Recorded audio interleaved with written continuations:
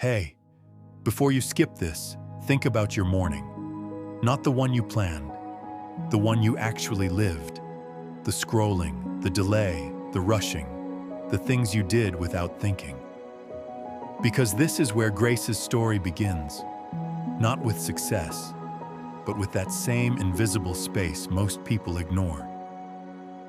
Grace was 49, working the early hospital cleaning shift, arriving at 4:30 a.m. when the hallways were still half asleep, and even the lights felt dimmer than they should. She didn't hate her life, but she couldn't ignore the feeling that it was already decided for her. $214 in savings, rent rising, bills repeating. A routine so stable it had stopped feeling like stability and started feeling like limitation. One morning, while emptying a bin in a quiet recovery room, an elderly patient asked her why she always looked like she was running on empty before the day even started. She said she was fine. He nodded, but didn't accept it. Later, when she came back, he told her something she didn't expect. He said people don't get stuck because they fail loudly. They get stuck because they waste the only hours that don't fight back. The early ones, the quiet ones, the hours nobody is competing for yet. Then he paused, coughed slightly, and added almost like he was admitting something personal. I wasted mine for most of my life too, until I didn't have enough life left to waste anymore.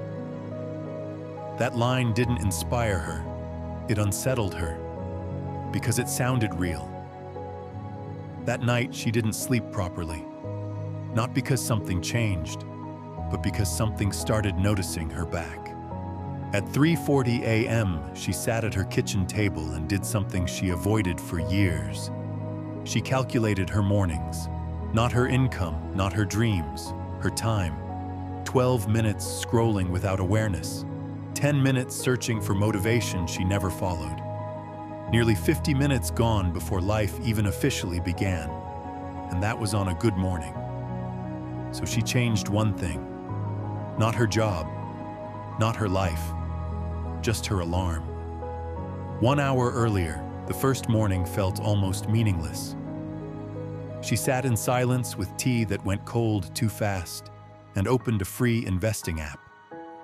$25 automatic transfer every week. She stared at it longer than she should have. Not because it was hard, but because it felt too small to matter. Then she remembered what small things usually become when nobody interrupts them. She learned about compounding from a video she didn't fully understand, only fully felt. As you can see, the growth starts slow, almost imperceptible, but over time the curve bends sharply upward, demonstrating the power of compounding. She canceled 2 forgotten subscriptions. $34 returned. Not life-changing, but structure-changing. Then reality pushed back. A month later, her washing machine broke. $380 repair. Credit card. Interest waiting underneath it like a second problem no one talks about. That night, she sat in the dark and heard the familiar voice. This is why people like you don't build anything. And for a moment, she agreed with it. Not emotionally, logically, because her life had always supported that belief. But the next morning, she still woke up at 3:30. Still made tea, still sat down. Only this time she didn't try to feel motivated. She wrote numbers. If I add $40 extra a month, this debt disappears in 3 months. 3 months is survivable. That was the first shift. Not hope, but tolerance for discomfort. From there, nothing dramatic happened, which is what made it real. She packed lunch. She stopped leaking money in small, invisible ways. She didn't tell anyone because there was nothing impressive to tell. But something internal changed. She stopped negotiating with her own discipline.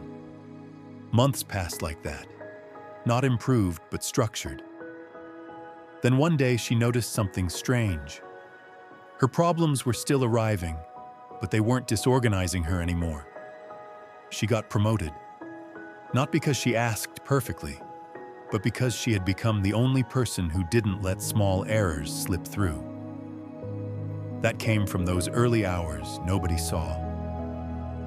Years moved like that, not upward in a straight line, but inward, deeper into control. Her daughter started sitting with her in the mornings without being asked. At first just watching, then asking, then trying. Grace didn't lecture her. She just showed her what she used to ignore. That money was less about earning and more about directing. By year 5, her account crossed $40,000. She didn't celebrate it. She adjusted nothing. That was the real change. By year 11, she opened her app at 3:45 a.m. like any other morning and saw $1,140,000 sitting there quietly. No shock, no breakdown, just stillness. Not because it didn't matter, but because her nervous system had already learned the truth years earlier. It was never about the number. It was about the first hour, the one she used to give away without thinking, the one nobody notices when it's wasted, but everything changes when it's not.